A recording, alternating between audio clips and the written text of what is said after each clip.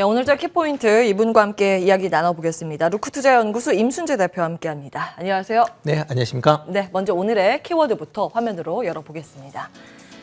자, 오늘장 키워드는요. FOMC 회의 결과 분석입니다. 첫 번째 내용으로 짚어주실 거죠? 네, 뭐 첫 번째로 할까요? 네. 예, 근데 조금 전에 네네.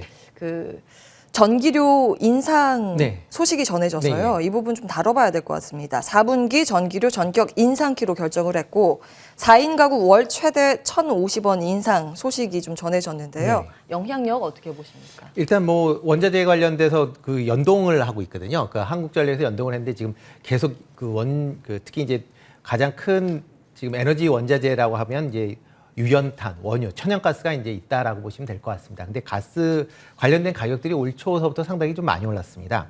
유연탄 같은 경우는 70% 정도 올랐고요. 천연가스는 100%, 그다음에 원유 같은 경우도 40% 가격이 인상이 됐는데 계속 지금 물가 불안 문제 때문에 계속 그 동결을 했었던 그런 상황이고요. 지난 3분기에 그 가격 조정을 하면서 하반기에 계속 에너지 가격이 올라가면 공급 가격도 올릴 수 있다라는 식의 그런 이제 코멘트가 있었습니다. 아마 그거가 오늘 실현된 거 아닌가라는 생각이 들고 있고요. 일단 뭐 한전 입장에서 보면 상당히 이제 긍정적인 이제 모멘텀이다라고 보시면 될 것 같고요.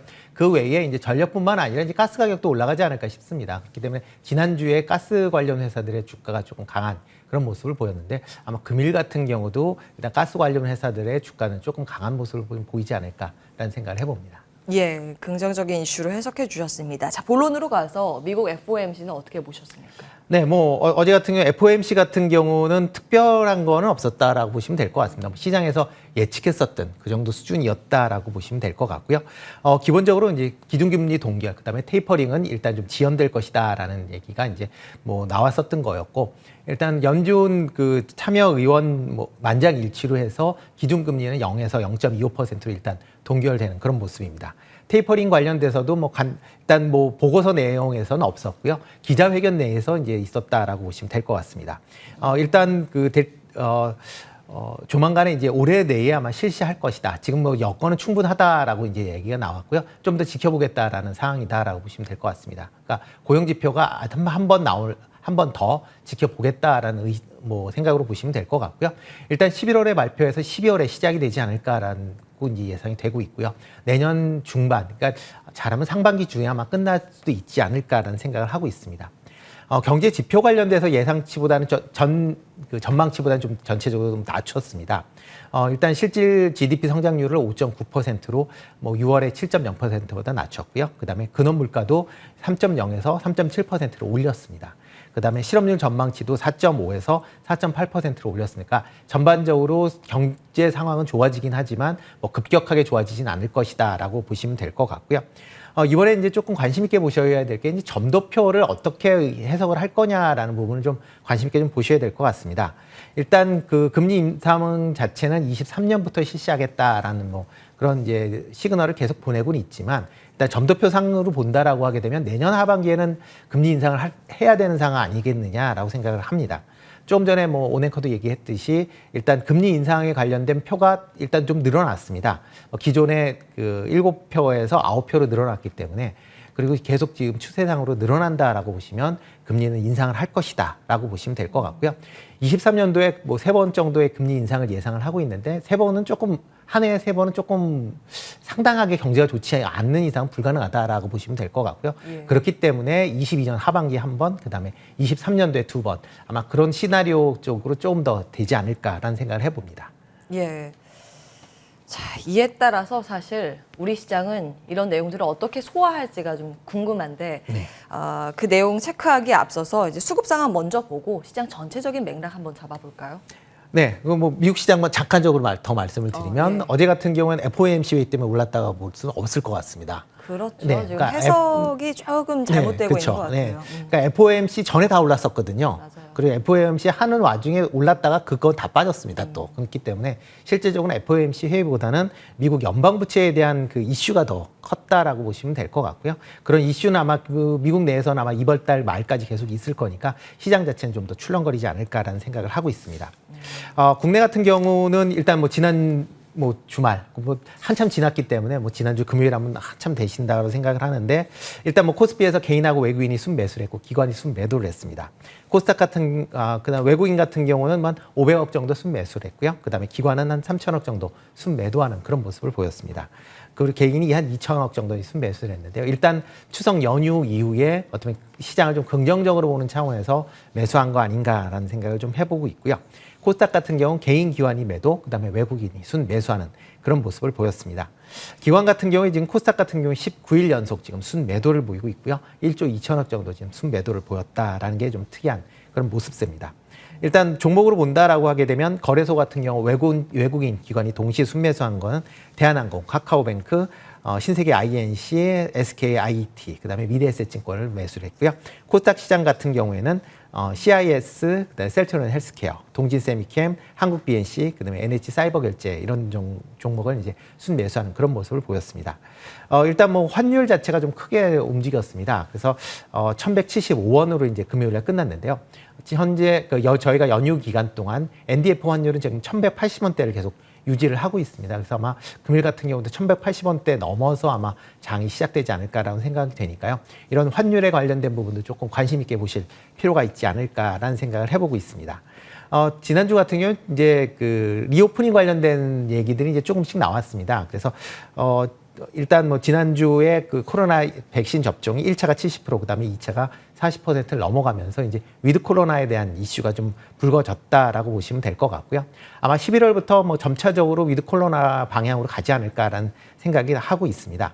실제적으로 싱가포르 같은 경우 백신 접종 80% 넘는 순간부터 위드 코로나를 지금 실시하고 있는 상황이고요. 뭐 지금 뭐 확진자가 많이 나온다라고 얘기는 하고는 있지만 2차 접종 완료자에 대해서 사망률은 0.09% 정도에 불과합니다. 그리고 60대 미만은 0%거든요.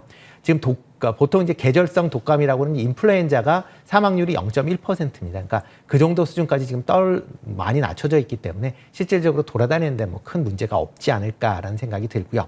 그렇기 때문에 이제 뭐 10월부터는 아마 여행, 항공, 카지노 관련 쪽으로는 조금 관심을 가지실 필요는 있지 않을까라는 좀 생각을 해보고 있습니다. 여행, 항공, 카지노. 네. 그리고 이제 반도체 관련주가 뭐 지난주 금요일 날 좀 강했는데요. 아마 필라델피아 지수가 좀 강했기 때문에 오늘 뭐 상대적으로 뭐 낙폭이 조금 덜하지 않을까라는 정도 생각을 하시는 게 맞지 않을까라는 생각이 들고요. 아마 중장기적으로 본다라고 하게 되면 뭐 반도체주 같은 경우는 이제 저점 매수해서 하는 관점도 뭐 나쁘진 않아 보입니다.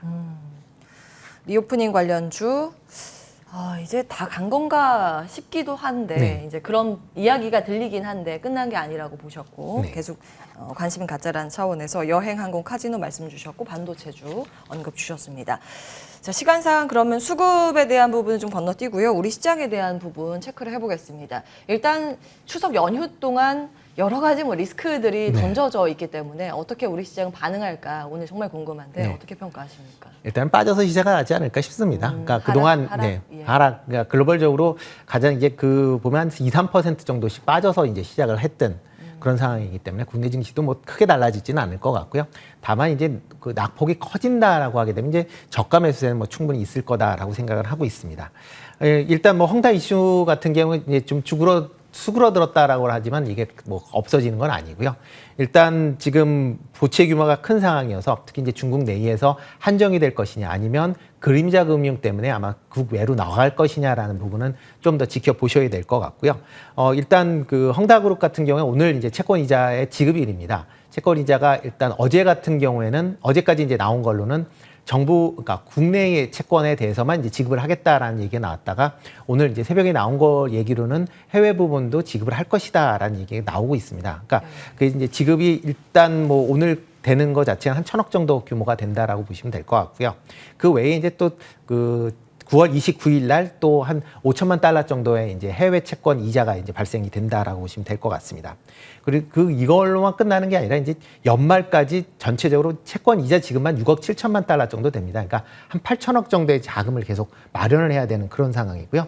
일단 헝다가 지금 오늘 이제 채권 이자에 대해서 지금 일단 자금은 단기 급전으로 해서 구했다라는 얘기가 나오고 있습니다. 그러니까 그만큼 어떻게 보면 지금 상황이 잘 넘어가면 상관이 없지만 그렇지 않으면 다른 부실을 또 키울 수 있다라는 그런 우려감도 같이 있는 상황이니까 그런 점은 좀 같이 관심 있게 좀 보실 필요는 있을 것 같고요. 오늘 같은 경우 이제 환율 부분도 뭐 좀 전에 말씀드렸지만 좀 관심 있게 좀 보시는 게 어떨까 싶습니다. 특히 외국인의 매도세가 아마 아침에 있을 걸로 예상이 되기 때문에 그렇게 되면 지금 1,180원 이상으로 아마 환율이 올라갈 수도 있고 1,200원 가까이도 갈 수 있기 때문에 그렇게 된다라고 하게 되면 외국인 매도가 다시 좀 커질 수 있는 그런 이제 악순환이 될 수도 있으니까요. 그런 점은 보시면서 조금 보수적으로 임하시는 게 어떨까 싶고요. 만약 금일 같은 경우에 아주 지수가 큰 폭으로 하락을 한다라고 하게 되면 아마 저점 매수에 대한 뭐 그런 니즈는 있을 거로 생각이 됩니다. 그래서 단기적인 반등 정도는 있긴 하지만 시장 전체적으로는 아직까지는 뭐 9월 말까지는 좀 보수적인 관점에서 현금 비중을 좀 늘리는 뭐 그런 투자 방법이 어떨까 싶습니다. 예. 일단 하락 출발 예상을 하셨고 일중으로 보자면 전약 후강을 말씀을 해주셨는데 네. 단기 반등 가능성에 무게중심 싣고 일단 9월 달까지는 좀 보수적인 시각을 견지해야 된다. 시장 전반적인 부분은 체크해 주셨습니다. 여기 환율은 우리가 쉴 때 1,180원, 90원 왔다 갔다 했기 때문에 그 정도 수준에서 아마 출발되지 않을까 싶긴 합니다. 로크투자연구소 임순재 대표와 함께했습니다. 말씀 고맙습니다. 네, 고맙습니다.